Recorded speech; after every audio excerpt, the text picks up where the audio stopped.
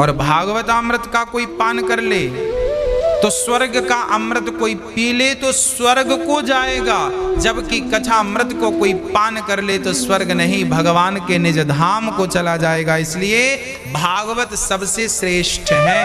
भागवत जितनी श्रेष्ठ कोई वस्तु नहीं, कुछ नहीं।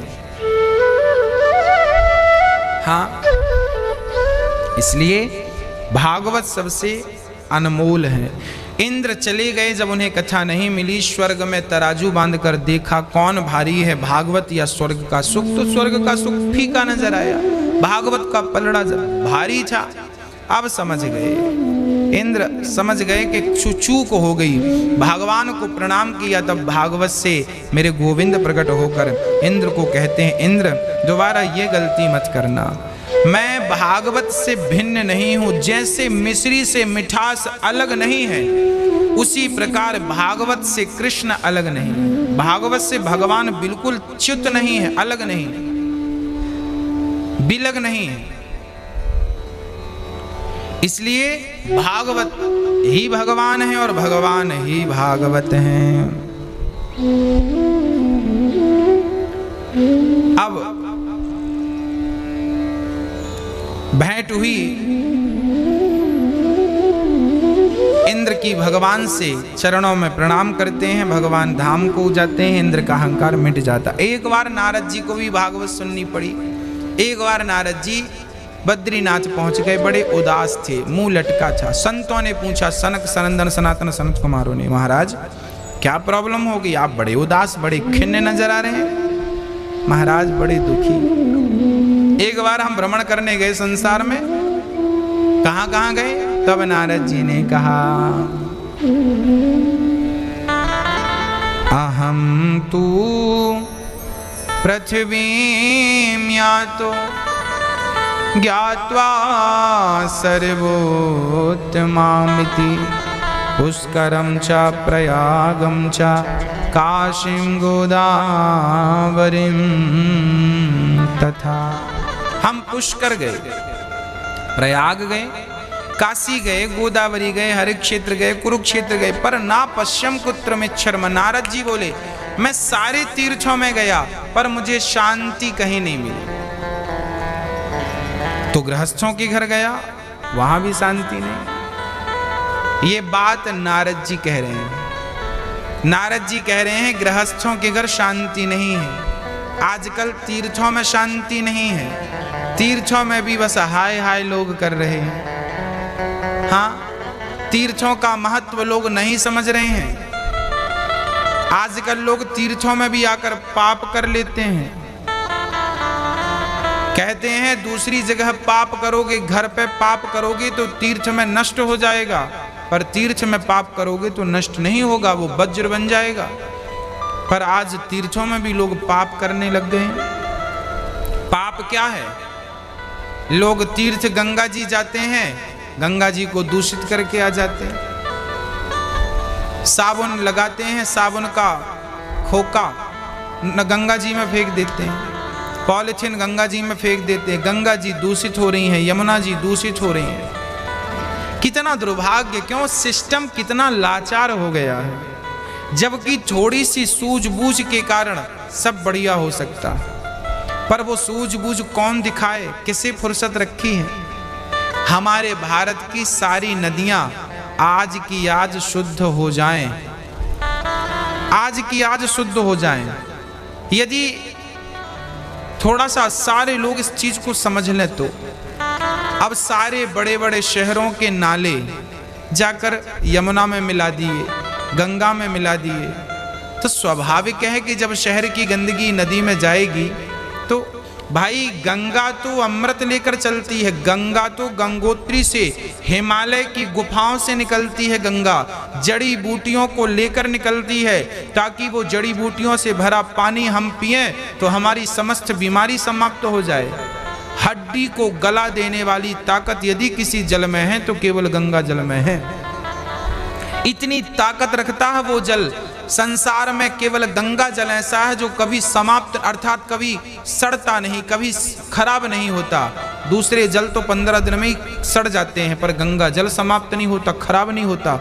उसी भाव को रखना चाहिए। गंगा जी अब इतना पावन अमृत लेकर गंगोत्री से निकलती हैं और वहाँ बड़े बड़े शहरों में हम घर का नाला, घर के मलमूत्र का कनेक्शन गंगा जी से कर देते हैं, नाले जाकर गंगा में मिल रहे हैं। क्या ये सरकार को, क्या ये प्रशासन को दिखाई नहीं पड़ता? क्या आज के 10 साल पहले दिखाई नहीं पड़ा? क्या 20 वर्ष पहले दिखाई नहीं पड़ा? क्या 50 वर्ष पहले दिखाई नहीं पड़ा? पड़ा था, पर किसी को क्या लेना देना? क्या करना, इससे क्या फायदा होगा? अरे भाई, हम तो ये कहते हैं कि शहर का जितना गंदा पानी है उसके लिए एक अलग से तालाब बनाया जाए, स्टोरेज बनाया जाए, सारा नाले का पानी वहां स्टोर हो, उस पानी को फिर फिल्टर करके वो शुद्ध करके ही उसे नदियों में या नहरों के माध्यम से खेतों तक पहुंचाया जाए। गंगा जी में डायरेक्ट मलमूत्र ना डाला जाए, नहीं तो वो दिन दूर नहीं जब पानी की एक एक बूंद को हम तरसेंगे और एक एक बूंद के लिए ही तड़पते तड़पते समाप्त हो जाएंगे। हाँ, यदि आज नहीं जागे तो बहुत देर हो जाएगी। आने वाले बच्चों को आप जवाब दे नहीं पाएंगे। और ये काम मैं तो कह ही सकता हूँ, मैं तो समझा ही सकता हूँ। भाई, टीचर तो आपको समझा ही सकता है, कार्य तो विद्यार्थियों को करना है। हाँ, जो नेता बने घूम रहे हैं ये सब उनके कार्य हैं। एक प्लान करना चाहिए किस प्रकार हम गंगा को, हर शहर का एक सिस्टम बनना चाहिए। हर शहर को, हर शहर का गंदा पानी एक जगह स्थित हो, एक तालाब हो बड़ा, उसमें जाकर स्टोर हो, उसके बाद उसे पवित्र करके, साफ करके, फिल्टर करके, फिर वो चाहे जहां आप उपयोग में लीजिए, नदियों में छोड़िए या नहरों में छोड़िए। ये व्यवस्थाएं करनी पड़ेंगी। इनसे मुंह मोड़ करके कितने दिन काम चलेगा? कल्याण नहीं है। नदियां ऐसे पवित्र होंगी, कहने से, चिल्लाने से पवित्र नहीं हो जाएंगी। जिम्मेदारी लेनी पड़ेगी। नदी हमारी माँ है, उसे माँ की तरह पवित्र रखना पड़ेगा। जब हम उनका ख्याल रखेंगे तो वो हमारा ख्याल रखेंगे। इसलिए हम सभी का परम कर्तव्य है कि हम नदियों को पावन करें। अधिक से अधिक जो पुराने तालाब पुर गए हैं, समाप्त हो गए हैं, उन तालाबों की ओर ध्यान दिया जाए, तालाब खुदवाए जाएं, तब कहीं जाकर जल बचेगा, तब पानी का लेवल ऊपर आएगा और जल का संकट मिटेगा। हाँ, तो श्री नारद जी कहते हैं कि क्या कहें, आज संसार में सारे लोग दुखी हैं, परेशान हैं। क्यों परेशान हैं पूछा गया, इसलिए परेशान हैं तरुणी प्रभुता गे है, शाल को बुद्धिदायक, कन्या विक्रीणे लोभा दंपतीनां चकल कनम। तरुणी प्रभुता गे है, शाल को बुद्धिदायक। आजकल घर पे नई नई बहुओं की चल रही है, सासू माँ की कोई पूछ नहीं है। आज के युग में, आज के युग में बुजुर्गों का सम्मान कम हो गया। बुजुर्गों का सम्मान, अरे नदी भी हमारी बुजुर्ग है, हमने सम्मान कम कर दिया। हमारी माँ हमसे बुजुर्ग हैं, हमने सम्मान कम कर दिया। हमारे पिता बुजुर्ग हैं, सम्मान कम कर दिया। आजकल बच्चे माँ बाप का सम्मान नहीं करते, उनकी आज्ञा का पालन नहीं करते। इसलिए आज लोग दुखी इसलिए हैं क्योंकि बड़ों की आज्ञा का पालन करना बच्चों ने छोड़ दिया है। जो बच्चे आज्ञा का पालन करते हैं, ऐसे बच्चों को तो हम प्रणाम करते हैं। जो आज्ञा का पालन नहीं करते, उनसे प्रार्थना करते हैं कि माँ को ममता की मूर्ति मानकर, ईश्वर का रूप जानकर, उनकी आज्ञा में भगवान की आज्ञा जानकर उनकी आज्ञा का पालन करना चाहिए, आवश्यक है। पर नारद जी कहते हैं तरुणी प्रभुता गे, शाल को बुद्धिदायक, घर पे नई नई बहुओं की चल रही है, बूढ़ों की सुनता कौन है? सिस्टम बिगड़ गया। अब नारद जी महाराज कहते हैं कि फिर मैं वृंदावन गया। जब मुझे कहीं शांति का अनुभव नहीं हुआ तब मैं वृंदावन गया, और वृंदावन में मैंने देखा कि एक 16 वर्ष की कन्या उदास बैठी है, एक बूढ़ा इस तरफ, एक बूढ़ा इस तरफ, बहुत सारी स्त्रियां। मैंने पूछा देवी कौन हो? तब उन्होंने परिचय दिया, मेरा नाम भक्ति है। नारद जी बोले आप भक्ति हो, ये दुर्दशा कैसी? बोले जब से कलयुग आया तब से ये मेरी दुर्दशा हो गई। कलयुग, ये कलयुग ने बिगाड़ दिया, सब सिस्टम बिगाड़ दिया कलयुग ने। हाँ, आज इस युग में सत्य के मार्ग पर चलने वाले कम हैं, सच्चाई की राह पर चलने वाले लोग कम हो गए इस युग में। ज्ञान को कोई धारण करता नहीं है, वैराग्य किसी के भीतर है नहीं। वैराग्य है तो मरकट वैराग्य है। देखिए, जीवन में जब तक भक्ति ना हो, ज्ञान ना हो, वैराग्य ना हो, तब तक इस जीवन का कोई अस्तित्व नहीं, कोई अस्तित्व नहीं। बिना बिना बिना बिना भक्ति का व्यक्ति कैसा है? बिना भक्ति का व्यक्ति कैसा है? जैसे बिना नाक की नारी। नारी कितनी सुंदर हो, आभूषण से लदी हो, पर नाक ना हो, उसकी काट ली जाए नाक, तो क्या बिना नाक की नारी को आप देखेंगे, क्या वो सुंदर लगेगी? जैसे नारी नाक के बिना सुंदर नहीं लग सकती, ऐसे जीवन में कितना भी वैभव आपके जीवन में, घर में, परिवार में क्यों ना हो, पर भक्ति नहीं है तो समझो कि आपकी नाक कटी। भक्ति हमारी नाक है, इसलिए भक्ति आवश्यक है। भक्ति अकेली आवश्यक है ऐसा नहीं है, भक्ति के साथ ज्ञान भी होना चाहिए। ज्ञान क्या? जो सच्चा भक्त होगा ना, वो क्या होगा? सच्चा भक्त होगा तो वो ज्ञानी भी होगा। ज्ञानी का अर्थ क्या है? वेद पुराण का ज्ञानी? ना ना ना, वेद पुराण का ज्ञान तो हो ही जाएगा भक्त को, कोई बड़ी बात नहीं है। पर ज्ञान क्या है? ज्ञान ये है, अच्छा इस संसार में हम ज्ञान की बात करते हैं, ज्ञान किसे कहते हैं? ज्ञान क्या है? बोले ईश्वर का दर्शन कण कण में कर पाना ही, कर लेना ही ज्ञान है। यदि आपको ईश्वर का दर्शन सब जगह हो रहा है, सिय राम मैं सब जगह जानी, तो समझ लीजिएगा कि आप ज्ञानवान हैं। और ईश्वर का दर्शन नहीं हो रहा तो फिर आप कितने भी वेद पढ़ लें, 4 वेद पढ़ लें, 6 शास्त्र पढ़ लें, 18 पुराण कंठस्थ कर लें, क्या फर्क पड़ता है? याद करने से क्या हो जाएगा? हाँ? तो आप कितना जानते हैं वेद को, ये बिल्कुल महत्व नहीं रखता।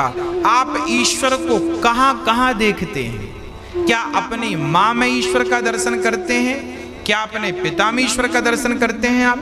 क्या अपने बच्चों में ईश्वर का दर्शन करते हैं? क्या कण कण में भगवान का दर्शन करते हैं? यदि करते हैं तो आप ज्ञानी हैं, और नहीं करते तो फिर आप कितना भी पढ़ लिख जाएं, डिग्रियां घर में रख लें, कोई फर्क नहीं पड़ता, कोई फर्क नहीं। डिग्रियां तो बहुत सारी हैं, कोई अर्थ नहीं ऐसी डिग्रियों का।